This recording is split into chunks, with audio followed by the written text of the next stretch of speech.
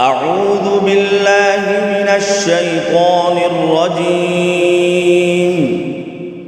بسم الله الرحمن الرحيم.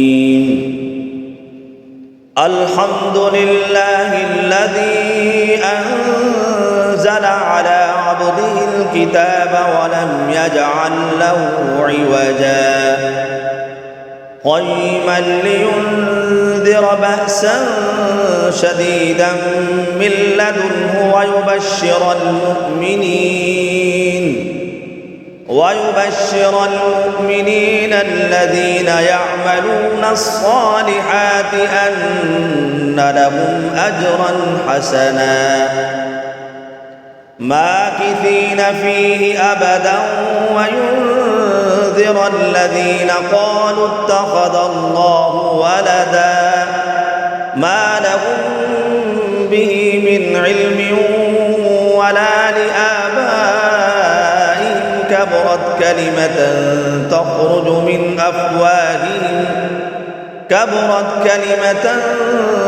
تخرج من أفواههم إن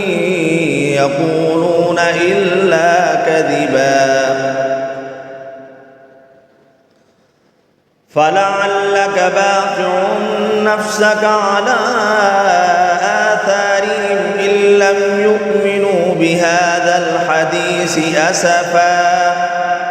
إنا جعلنا ما على الأرض زينة لها لنبلوهم أيهم أحسن عملا وإنا لجاعلون ما عليها صعيدا جرزا أم حسبت أن أصحاب الكهف والرقيم كانوا من آياتنا عجبا إذ أوى الفتية إلى الكهف فقالوا ربنا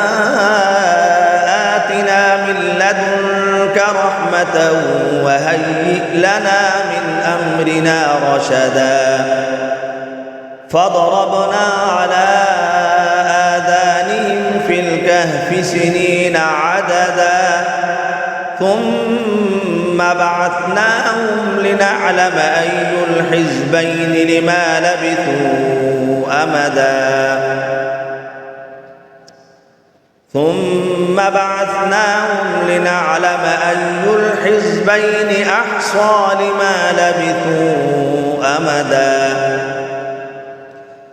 نحن نقص عليك نبأهم بالحق إنهم فتية آمنوا بربهم وزدناهم هدى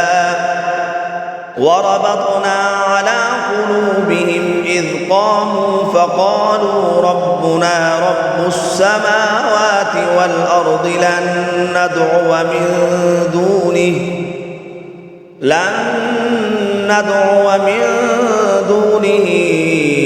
إلها لقد قلنا إذا شططا هؤلاء قوم اتخذوا من دونه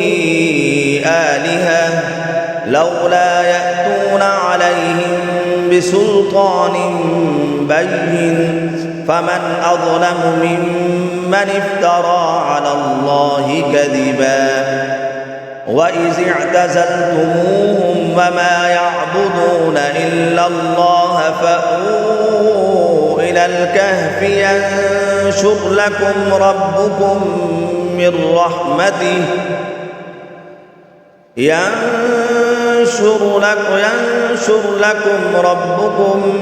رحمته ويهيئ لكم من أمركم مرفقا وترى الشمس إذا طلعت تزاور عن كهفهم ذات اليمين وإذا غربت تقرضهم ذات الشمال وهم في فجوة منه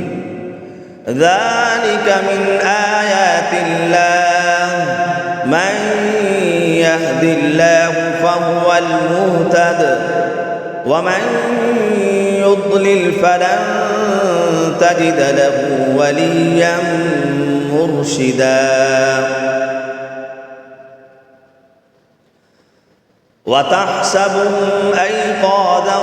وهم رقود ونقلبهم ذات اليمين وذات الشمال وكلبهم باسط ذراعيه بالوصيد لو اطلعت عليهم لوليت منهم فرارا ولملئت منهم رعبا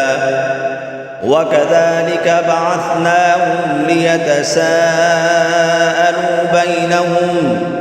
قال قائل منهم كم لبثتم قالوا لبثنا يوما أو بعض يوم قالوا ربكم أعلم بما لبثتم فابعثوا أحدكم بورقكم هذه إلى المدينة فلينظر أيها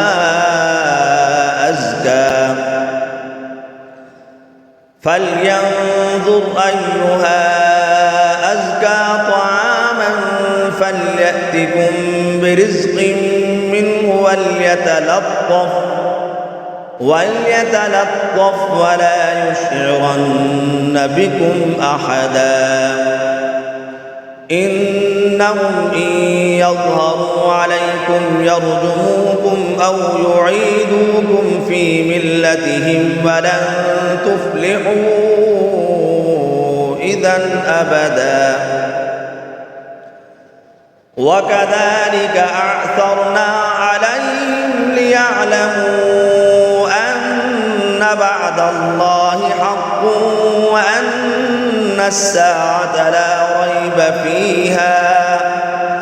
إذ يتنازعون بينهم أمرهم فقالوا ابنوا عليهم بنيانا ربهم أعلم بهم